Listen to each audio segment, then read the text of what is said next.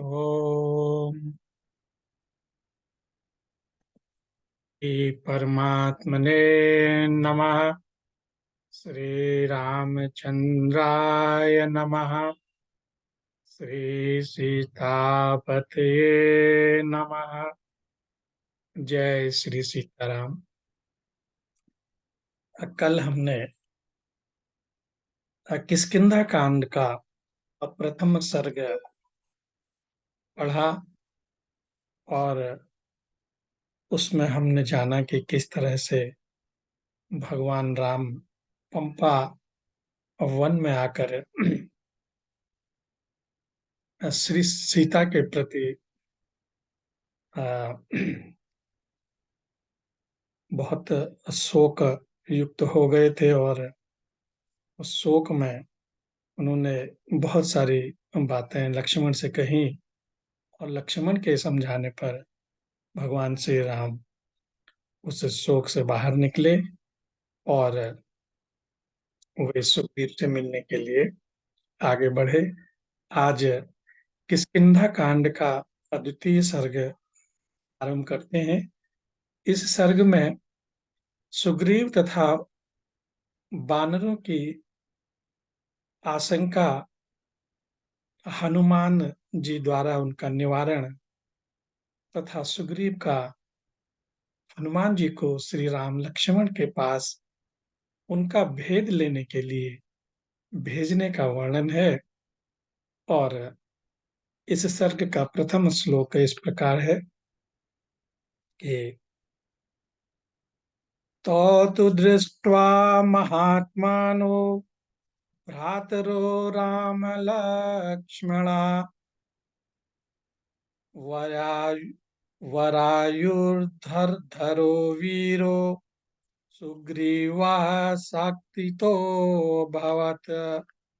अर्थात महात्मा श्री राम और लक्ष्मण दोनों भाइयों को श्रेष्ठ आयु धारण करके किए हुए वीर वेश में आते देख ऋष्यमूक पर्वत पर बैठे हुए सुग्रीव के मन में बड़ी शंका हुई। वे उद्विग्न चित्त होकर चारों दिशाओं की ओर देखने लगे। उस समय वानर शिरोमणि सुग्रीव किसी एक स्थान पर स्थिर न रह सके। महाबली श्री राम और लक्ष्मण को देखते हुए सुग्रीव अपने मन को स्थिर न रख सके। उस समय अत्यंत भयभीत हुए। उन वानर राज का चित्त बहुत दुखी हो गया। सुग्रीव धर्मात्मा थे। उन्हें राज धर्म का ज्ञान था। उन्होंने मंत्रियों के साथ मिलकर विचार कर अपनी दुर्बलता और शत्रु पक्ष की प्रबलता का निश्चय किया। तत्पश्चात वे समस्त वानरों के साथ अत्यंत उद्विग्न हो गए और वानर राज सुग्रीव के हृदय में बड़ा उद्वेग हो गया था। वे श्री राम और लक्ष्मण को देखकर अपने मंत्रियों से इस प्रकार बोले कि निश्चय ही ये दोनों वीर बाली के भेजे हुए होंगे और इस दुर्गम वन में विचरते हुए यहाँ आ गए हैं। इन्होंने छल से चीर वस्त्र धारण कर लिए हैं जिससे हम इन्हें पहचान न सकें। उधर सुग्रीव के सहायक दूसरे दूसरे वानरों ने जब उन महाधनुर्धर श्री राम और लक्ष्मण को देखा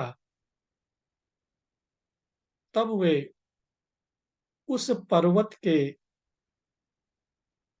तट से भागकर दूसरे उत्तम शिखर पर जा पहुंचे।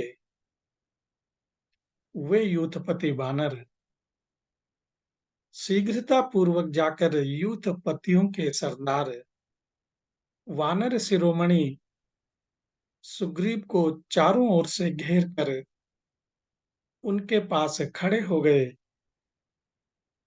इस तरह एक पर्वत से दूसरे पर्वत पर उछलते कूदते और अपने वेग से उन पर्वत शिखरों को प्रकंपित करते हुए वे समस्त महाबली वानर एक मार्ग पर आ गए। उन सब ने उछल कूद कर उस समय वहां दुर्गम स्थानों में स्थित हुए। पुष्प शोभित बहुसंख्यक वृक्षों को तोड़ डाला था। उस वेला में चारों ओर से उस महान पर्वत पर उछल कर आते हुए वे श्रेष्ठ वानर वहां रहने वाले मृगों, बिलावों और व्याघ्रों को भयभीत करते हुए जा रहे थे।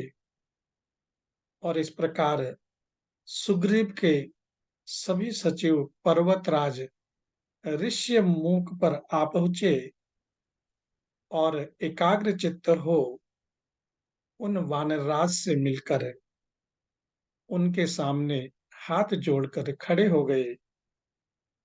तदनंतर वाली की बुराई की आशंका करके सुग्रीव को भयभीत देकर बातचीत करने में कुशल हनुमान जी बोले, आप सब लोग वाली के कारण होने वाली इस भारी घबराहट को छोड़ दीजिए। यह मलय नामक श्रेष्ठ पर्वत है। यहाँ वाली से कोई भय नहीं है। वानर शिरोमणि, जिससे उद्विग्न होकर आप भागे हैं, उस क्रूर दिखाई देने वाले निर्दयी वाली को मैं यहाँ नहीं देखता हूँ। सौम्य, आपको आप अपने जिस पापचारी बड़े भाई से भय प्राप्त हुआ है, वह दुरात्मा वाली यहाँ नहीं आ सकता। अतः मुझे आपके भय का कोई कारण दिखाई नहीं देता है। आश्चर्य है कि इस समय आपने अपनी वानरोचित चपलता को प्रकट किया है। वानर प्रवर, आपका चित्त चंचल है, इसलिए आप अपने को विचार मार्ग पर स्थिर नहीं रख पाते हैं। बुद्धि और विज्ञान से संपन्न होकर आप दूसरों की चेष्टाओं के द्वारा उनके मनोभाव समझें और उसी के अनुसार सभी आवश्यक कार्य करें। क्योंकि जो राजा बुद्धि बल का आश्रय नहीं लेता, वह संपूर्ण प्रजा पर शासन नहीं कर सकता है। हनुमान जी के मुख से निकले हुए इन सभी श्रेष्ठ वचनों को सुनकर सुग्रीव ने उनसे बहुत ही उत्तम बात कही। इन दोनों वीरों की भुजाएं लंबी और नेत्र बड़े हैं। ये धनुष, बाण और तलवार धारण किए हुए देव कुमारों के समान शोभा पा रहे हैं। इन दोनों को देखकर किसके मन में भय का संचार न होगा। मेरे मन में संदेह है कि ये दोनों श्रेष्ठ पुरुष वाली के ही भेजे हुए हैं। क्योंकि राजाओं के बहुत से मित्र होते हैं, अतः उन पर विश्वास करना उचित नहीं है। प्राणी मात्र को छद्म वेश में विचरने वाले शत्रुओं को विशेष रूप से पहचानने की चेष्टा करनी चाहिए, क्योंकि वे दूसरों पर अपना विश्वास जमा लेते हैं, परंतु स्वयं किसी का विश्वास नहीं करते और अवसर पाते ही उन विश्वासी पुरुषों पर ही प्रहार कर बैठते हैं। और वाली इन सब कार्यों में बड़ा कुशल है। राजा लोग बहुदर्शी होते हैं, वंचना के अनेक उपाय जानते हैं, इसलिए शत्रुओं का विध्वंस कर डालते हैं। ऐसे शत्रुभूत राजाओं को प्राकृत वेशभूषा वाले मनुष्यों अथवा गुप्तचरों द्वारा जानने का प्रयत्न करना चाहिए। अतः कपिश्रेष्ठ, तुम भी एक साधारण पुरुष की भांति यहाँ से जाओ और उनकी चेष्टाओं से, रूप से तथा बातचीत के तौर तरीकों से उन दोनों का यथार्थ परिचय प्राप्त करो, उनके मनोभावों को समझो। यदि वे प्रसन्न चित्त जान पड़ें, तो बारंबार मेरी प्रशंसा करके तथा मेरे अभिप्राय को सूचित करने वाली चेष्टाओं द्वारा मेरे प्रति उनका विश्वास उत्पन्न करो। और वीर शिरोमणि, तुम मेरी ही ओर मुंह करके खड़ा होना और उन धनुर्धर वीरों से इस वन में प्रवेश करने का कारण पूछना। यदि उनका हृदय शुद्ध जान पड़े, तो भी तरह तरह की बातें और आकृति के द्वारा यह जानने की विशेष चेष्टा करनी चाहिए कि वे दोनों कोई दुर्भावना लेकर तो नहीं आए हैं। वानर राज सुग्रीव के इस प्रकार कहने पर, आदेश देने पर पवन कुमार हनुमान जी ने उस स्थान पर जाने का विचार किया जहां श्री राम और लक्ष्मण विद्यमान हैं। अत्यंत डरे हुए दुर्जय वानर सुग्रीव के उस वचन का आदर करके, बहुत अच्छा कहकर महानुभाव हनुमान जी जहां अत्यंत बलशाली श्री राम और लक्ष्मण थे, उस स्थान के लिए तत्काल चल दिए। और इन्हीं शब्दों के साथ वाल्मीकि निर्मित आर्ष रामायण आदि काव्य के किष्किंधा कांड में दूसरा सर्ग पूरा हुआ। अब तीसरे सर्ग का अध्ययन करते हैं। इस सर्ग में हनुमान जी द्वारा राम लक्ष्मण जी से वन में आने का कारण पूछना, सुग्रीव का परिचय देना, श्री राम और उनके वचनों की प्रशंसा करके लक्ष्मण को अपनी ओर से बात करने की आज्ञा देना तथा लक्ष्मण द्वारा अपनी प्रार्थना स्वीकृत होने पर हनुमान जी का प्रसन्न होने का वर्णन है। और इस सर्ग का प्रथम श्लोक इस प्रकार है। वचो विज्ञाय हनुमान सुग्रीवस्य महात्मनः पर्वतादृश्य मूकात् तु पुल्लवे यत्र राघव। अर्थात महात्मा सुग्रीव के कथन का तात्पर्य समझकर हनुमान जी ऋष्यमुख पर्वत से उस स्थान की ओर उछलते हुए चले जहां वे दोनों रघुवंशी बंधु विराजमान थे। पवन कुमार वानर वीर हनुमान ने यह सोचकर कि मेरे इस कपि रूप पर किसी का विश्वास नहीं जम सकता, अपने उस रूप का परित्याग करके भिक्षु अर्थात सामान्य तपस्वी का रूप धारण कर लिया। तदनंतर हनुमान ने विनीत भाव से उन दोनों रघुवंशी वीरों के पास जाकर उन्हें प्रणाम करके मन को अत्यंत प्रिय लगने वाली मधुर वाणी के साथ वार्तालाप आरंभ किया।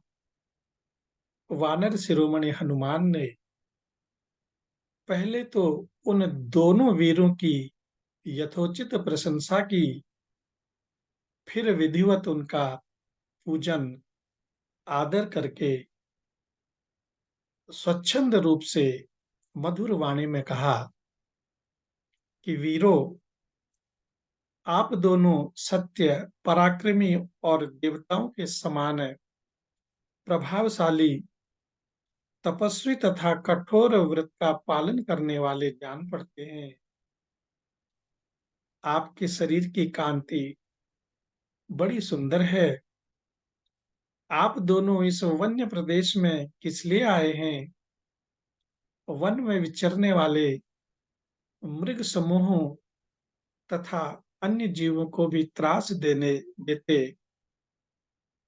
पंपा सरोवर के तटवर्ती वृक्षों को सब ओर से देखते और इस सुंदर जल वाली नदी सरीखी पंपा को सुशोभित करते हुए आप दोनों वेगशाली वीर कौन हैं? आपके अंग की कांति वर्ण के समान प्रकाशित होती है। आप दोनों बड़े धैर्यशाली दिखाई देते हैं। आप दोनों के अंग पर चीर वस्त्र शोभा पाता है। आप दोनों लंबी सांसें खींच रहे हैं। आपकी भुजाएं विशाल हैं। आप अपने प्रभाव से इस वन के प्राणियों को पीड़ा दे रहे हैं। बताइए, आपका क्या परिचय है? आप दोनों वीरों की दृष्टि सिंह के समान है। सॉरी। आपके बल और पराक्रम महान हैं। इंद्रधनुष के समान महान शासक सरासन धारण करके आप शत्रुओं को नष्ट करने की शक्ति रखते हैं। आप कांतिमान तथा रूपवान हैं। आप विशालकाय सांड के समान मंद गति से चलते हैं। आप दोनों की भुजाएं हाथी की सूंड के समान जान पड़ती है। आप मनुष्यों में श्रेष्ठ और परम तेजस्वी हैं। आप दोनों की प्रभा से गिरिराज ऋष्यमुख जगमगा रहा है। आप लोग देवताओं के समान पराक्रमी और राज्य भोगने के योग्य हैं। भला इस दुर्गम वन प्रदेश में आपका आगमन कैसे संभव हुआ?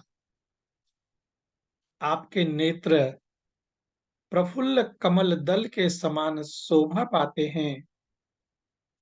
आप में वीरता भरी हुई है। आप दोनों अपने मस्तक पर जटा धारण करते हैं और दोनों ही एक दूसरे के समान हैं। वीरों, क्या आप देवलोक से यहाँ पधारे हैं? आप दोनों को देखकर ऐसा जान पड़ता है मानो चंद्रमा और सूर्य स्वेच्छा से ही इस भूतल पर आए हैं।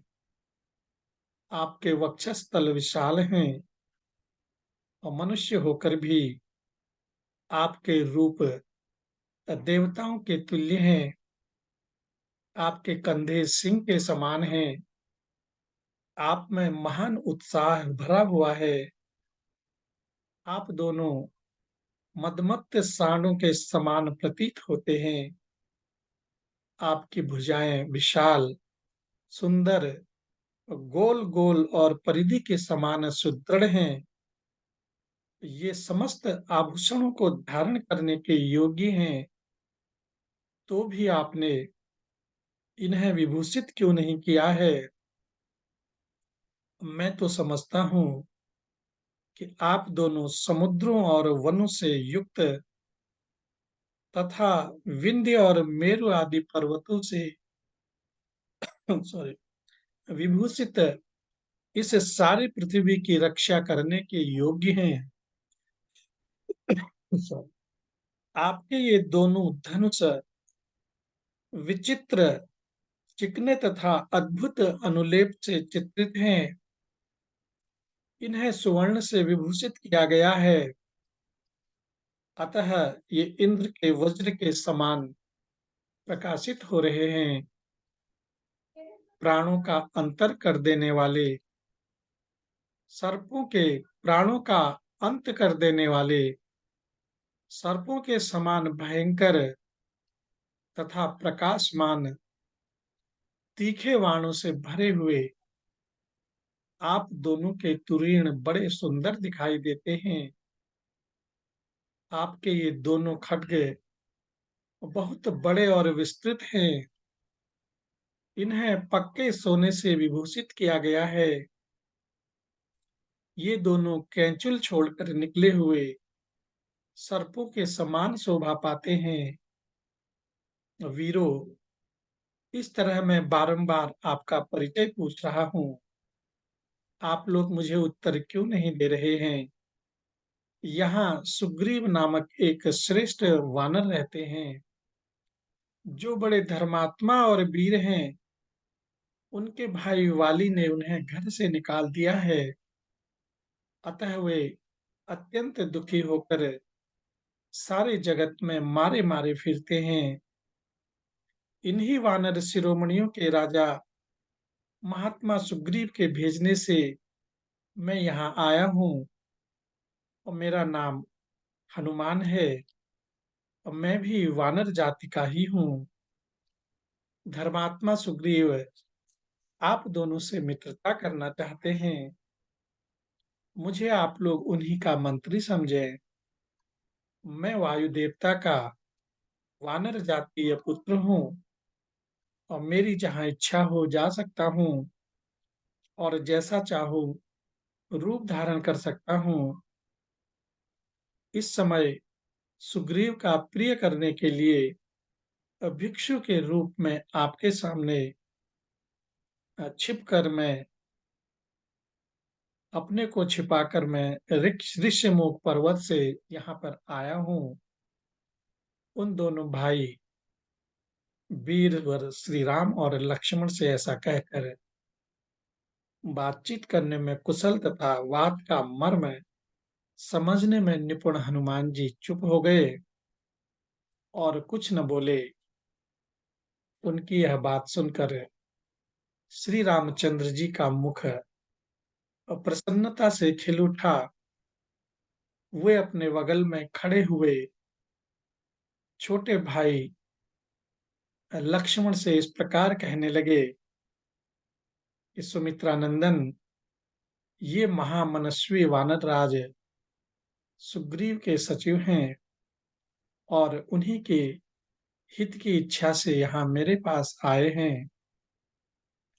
लक्ष्मण, इन शत्रुदमन सुग्रीव सचिव कपिवर हनुमान से जो बातों के मर्म को समझने वाले हैं, तुम स्नेह पूर्वक मीठी वाणी में बातचीत करो, जिसे ऋग्वेद की शिक्षा नहीं मिलती, जिसने यजुर्वेद का अभ्यास नहीं किया, तथा जो सामदेव का विद्वान नहीं है, वह इस प्रकार सुंदर भाषा में बात वार्तालाप नहीं कर सकता। और निश्चय ही इन्होंने समुचे व्याकरण का कई बार स्वाध्याय किया है, क्योंकि बहुत सी बातें बोल जाने पर भी इनके मुख से कोई अशुद्धि नहीं निकली। संभाषण के समय इनके मुख, नेत्र, ललाट, भौहें तथा अन्य सब अंगों से कोई दोष प्रकट नहीं हो, ऐसा कहीं ज्ञात नहीं हुआ। इन्होंने थोड़ी ही देर में स्पष्टता के साथ अपना अभिप्राय निवेदन किया है। उसे समझने में कहीं कोई संदेह नहीं हुआ है, और रुक रुक कर अथवा शब्दों या अक्षरों को तोड़ मरोड़ कर किसी ऐसे वाक्य का उच्चारण नहीं किया जो सुनने में कर्णकटु हो। इनकी वाणी हृदय में मध्यम रूप से स्थित है और कंठ से वैखरी रूप में प्रकट होती है। अतः बोलते समय इनकी आवाज न बहुत धीमी रही है और न बहुत ऊंची, मध्यम स्वर में ही इन्होंने सब बातें कही हैं। ये संस्कार और क्रम से संपन्न, अद्भुत, अविलंबित तथा हृदय को आनंद प्रदान करने वाली कल्याणमयी वाणी का उच्चारण करते हैं। यहाँ पर अद्भुत और अविलंबित इन शब्दों का स्पष्टीकरण ऐसा दिया है कि व्याकरण के नियमानुकूल शुद्ध वाणी को संस्कार संपन्न संस्कृत कहते हैं और शब्दोच्चारण की शास्त्रीय परिपाटी का नाम क्रम है और बिना रुके धारा प्रवाह रूप से बोलना अविलंबित कहलाता है। ऐसा यहाँ पर स्पष्टीकरण है। तो राम जी आगे कहते हैं कि हृदय, कंठ और मूर्धा, इन तीनों स्थानों द्वारा स्पष्ट रूप से अभिव्यक्त होने वाली इनकी इस विचित्र वाणी को सुनकर किसका चित्त प्रसन्न न होगा। वध करने के लिए तलवार उठाए हुए शत्रु का हृदय भी इस अद्भुत वाणी से बदल सकता है। निष्पाप लक्ष्मण, जिस राजा के पास इनके समान दूत न हो, उसके कार्यों की सिद्धि कैसे हो सकती है। जिसके कार्य साधक दूत ऐसे उत्तम गुणों से युक्त हों, उस राजा के सभी मनोरथ दूतों की बातचीत से ही सिद्ध हो जाते हैं। श्री रामचंद्र जी के ऐसा कहने पर बातचीत की कला जानने वाले सुमित्रा नंदन लक्ष्मण, बात का मर्म समझने वाले पवन कुमार, सुग्रीव सचिव कपिवर हनुमान जी से इस प्रकार बोले कि विद्वन महामना सुग्रीव के गुण हमें ज्ञात हो चुके हैं और हम दोनों भाई वानर राज सुग्रीव की खोज में यहाँ आए हैं। साधु शिरोमणि हनुमान जी, आप सुग्रीव के कथनानुसार यहाँ आकर जो मैत्री की बात चला रहे हैं वह हमें स्वीकार है। हम आपके कहने से ऐसा कर सकते हैं। लक्ष्मण के यह स्वीकृति सूचक निपुणता युक्त वचन सुनकर पवन राज, पवन कुमार, कपिवर हनुमान बड़े प्रसन्न हुए। उन्होंने सुग्रीव की विजय सिद्धि में मन लगाकर उस समय उन दोनों भाइयों के साथ उनकी मित्रता करने की इच्छा की और अब इन्हीं शब्दों के साथ आर्ष रामायण आदि काव्य के किष्किंधा कांड में तीसरा सर्ग पूरा हुआ। अब चौथे सर्ग का अध्ययन करते हैं।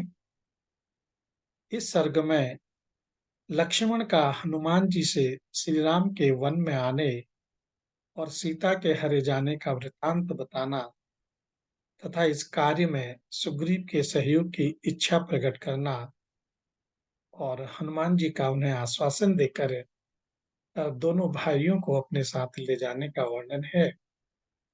और इस सर्ग का प्रथम श्लोक इस प्रकार है।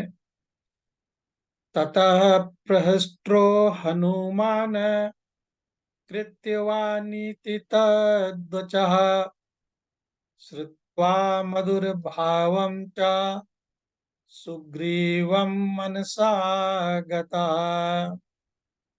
अर्थात श्री राम जी की बात सुनकर तथा सुग्रीव के विषय में उनका सौम्य भाव जानकर और साथ ही यह समझकर कि उन्हें भी सुग्रीव से कोई आवश्यक काम है, हनुमान जी को बड़ी प्रसन्नता हुई। उन्होंने मन ही मन सुग्रीव का स्मरण किया।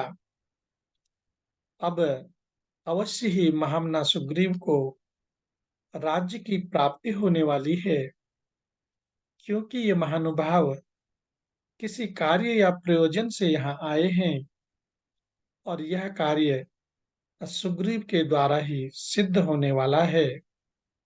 तत्पश्चात बातचीत में कुशल वानर श्रेष्ठ हनुमान अत्यंत हर्ष में भरकर श्री राम जी से बोले कि पंपा तटवर्ती कानन से सुशोभित यह वन भयंकर और दुर्गम है। इसमें नाना प्रकार के हिंसक जंतु निवास करते हैं। सॉरी, आप अपने छोटे भाई के साथ यहाँ किस लिए आए हैं? हनुमान जी का यह वचन सुनकर राम जी की आज्ञा से लक्ष्मण ने दशरथ नंदन महात्मा श्री राम का इस प्रकार परिचय देना आरंभ किया। विद्वान इस पृथ्वी पर दशरथ नाम से प्रसिद्ध जो धर्मानुरागी तेजस्वी राजा थे, वे सदा ही अपने धर्म के अनुसार चारों वर्णों की प्रजा का पालन करते थे। इस भूतल पर उनसे द्वेष रखने वाला कोई नहीं था और वे भी किसी से द्वेष नहीं रखते थे। वे समस्त प्राणियों पर दूसरे ब्रह्मा जी के समान स्नेह रखते थे। उन्होंने पर्याप्त दक्षिणा वाले अग्निष्टोम आदि यज्ञों का अनुष्ठान किया था। ये उन्हीं महाराज के ज्येष्ठ पुत्र राम हैं और ये सब प्राणियों को शरण देने वाले और पिता की आज्ञा का पालन करने वाले हैं। महाराज दशरथ के चारों पुत्रों में ये सबसे अधिक गुणवान हैं। ये राजा के उत्तम लक्षणों से संपन्न हैं और जब इन्हें राज्य संपत्ति में संयुक्त किया जा रहा था, उस समय कुछ ऐसा कारण आ पड़ा जिससे ये राज्य से वंचित हो गए और वन में निवास करने के लिए मेरे साथ यहाँ आए हैं। महाभाग, जैसे दिन का क्षय होने पर सायंकाल महातेजस्वी सूर्य अपने प्रभा के साथ अस्ताचल को चले जाते हैं, उसी प्रकार ये जितेंद्रिय श्री रघुनाथ जी अपनी पत्नी सीता के साथ वन में आए थे। मैं इनका छोटा भाई हूँ। मेरा नाम लक्ष्मण है। अब मैं अपने कृतज्ञ और बहुज्ञ भाई के गुणों से आकृष्ट होकर इनका दास हो गया हूँ। संपूर्ण भूतों के हित में मन लगाने वाले, सुख भोगने के योग्य, महापुरुषों द्वारा पूजनीय, ऐश्वर्य से हीन तथा वनवास में तत्पर मेरे भाई की पत्नी को इच्छा अनुसार रूप धारण करने वाले एक राक्षस ने शून्य आश्रम से हर लिया, जिससे इनकी पत्नी का हरण किया है। जिसने इनकी पत्नी का हरण किया है, वह राक्षस कौन है और कहाँ रहता है, इत्यादि बातों का ठीक ठीक पता नहीं लग रहा है। दनु नामक एक दैत्य था जो सांप से राक्षसा भाव को प्राप्त हुआ था। उसने सुग्रीव का नाम बताया था और कहा कि वानर राज सुग्रीव समर्थशाली और महान पराक्रमी हैं। वे आपकी पत्नी का अपहरण करने वाले राक्षस का पता लगा देंगे। ऐसा कहकर तेज से प्रकाशित होता हुआ वह धनुष स्वर्गलोक में पहुंचने के लिए आकाश में उड़ गया। आपके प्रश्न के अनुसार मैंने सब बातें ठीक ठीक बता दी। और मैं और श्री राम दोनों ही सुग्रीव के शरण में आए हैं और ये पहले बहुत से धन वैभव का दान करके परम उत्तम यश प्राप्त कर चुके हैं, जो पूर्व काल में संपूर्ण जगत के नाथ अथवा संरक्षक थे। वे आज सुग्रीव को अपना रक्षक बनाना चाहते हैं। सीता जिनकी पुत्र वधू है, जो शरणागत पालक और धर्म वत्सल रहे हैं, उन्हीं महाराज दशरथ के पुत्र शरणदाता श्री राम आज सुग्रीव की शरण में आए हैं। जो मेरे धर्मात्मा बड़े भाई श्री रघुनाथ जी पहले संपूर्ण जगत को शरण देने वाले तथा शरणागत वत्सल रहे हैं, वे इस समय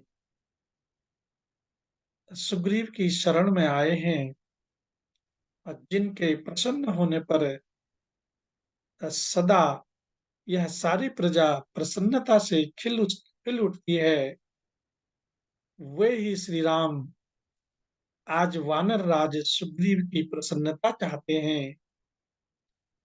जिन राजा दशरथ ने सदा अपने यहाँ आए हुए भूमंडल के सर्व सद्गुण संपन्न समस्त राजाओं का निरंतर सम्मान किया, उन्हीं उन्हीं के ये त्रिभुवन विख्यात ज्येष्ठ पुत्र श्री राम आज वानर राज सुग्रीव की शरण में आए हैं। श्री राम शोक से अभिभूत और आर्त होकर शरण में आए हैं। यूथपतियों सहित सुग्रीव को इन पर कृपा करनी चाहिए। नेत्रों में आंसू बहाकर करुणाजनक स्वर में ऐसी बातें कहते हुए सुमित्रा नंदन लक्ष्मण से कुशल वक्ता हनुमान जी ने इस प्रकार कहा कि राजकुमारों, वानर राज सुग्रीव को आप जैसे बुद्धिमान, क्रोध विजयी और जितेंद्रिय पुरुषों से मिलने की आवश्यकता थी। सौभाग्य की बात है कि आपने स्वयं ही दर्शन दे दिए। वे भी राज्य से भ्रष्ट हैं। बाली के साथ उनकी शत्रुता हो गई है। उनकी स्त्री का भी वाली ने अपहरण कर लिया है तथा उस दुष्ट भाई ने उन्हें घर से निकाल दिया है। इसलिए वे अत्यंत भयभीत होकर वन में निवास करते हैं। सूर्य नंदन सुग्रीव सीता का पता लगाने में हमारे साथ स्वयं रहकर आप दोनों की पूर्ण सहायता करेंगे। ऐसा कहकर हनुमान जी ने श्री रघुनाथ जी से स्निग्ध मधुर वाणी में कहा, अच्छा, अब हम लोग सुग्रीव के पास चलें। उस समय धर्मात्मा लक्ष्मण ने उपयुक्त उपर्युक्त बात कहने वाले हनुमान जी का यथोचित सम्मान किया और श्री रामचंद्र जी से इस प्रकार कहा कि भैया रघुनंदन, ये वानर श्रेष्ठ पवन कुमार हनुमान अत्यंत हर्ष से भरकर जैसी बातें कह रहे हैं, उनसे जान पड़ता है कि सुग्रीव को भी आपसे कुछ काम है। ऐसी दशा में आप अपना कार्य सिद्ध हुआ ही समझें। इनके सुख की कांति स्पष्टतः प्रसन्न दिखाई देती है और ये हर्ष से उत्फुल्ल होकर बातचीत करते हैं। अतः मेरा विश्वास है कि पवन पुत्र वीर हनुमान जी झूठ नहीं बोलेंगे। तदनंतर परम बुद्धिमान पवन पुत्र हनुमान जी उन दोनों रघुवंशी वीरों को साथ ले सुग्रीव से मिलने के लिए चले गए। और कपिवर हनुमान ने भिक्षु रूप को त्याग कर वानर रूप धारण कर लिया। वे उन दोनों वीरों को पीठ पर बिठाकर वहां से चल दिए। महान यशस्वी तथा शुभ विचार वाले महापराक्रमी वे कपिवीर पवन कुमार कृतकृत्य होकर अत्यंत हर्ष में भर गए और श्री राम लक्ष्मण के साथ गिरिवर ऋष्यमुख पर्वत पर जा पहुंचे और इन्हीं शब्दों के साथ श्री वाल्मीकि निर्मित आर्ष रामायण आदि काव्य के किष्किंधा कांड में चौथा सर्ग पूरा हुआ। और आज बस इतना ही। इससे आगे की कथा कल कहेंगे। और तब तक के लिए भगवान के आप सभी प्रेमी भक्तजनों को मेरा प्यार भरा नमस्कार, प्रणाम। जय श्री राम, जय जय श्री सीताराम।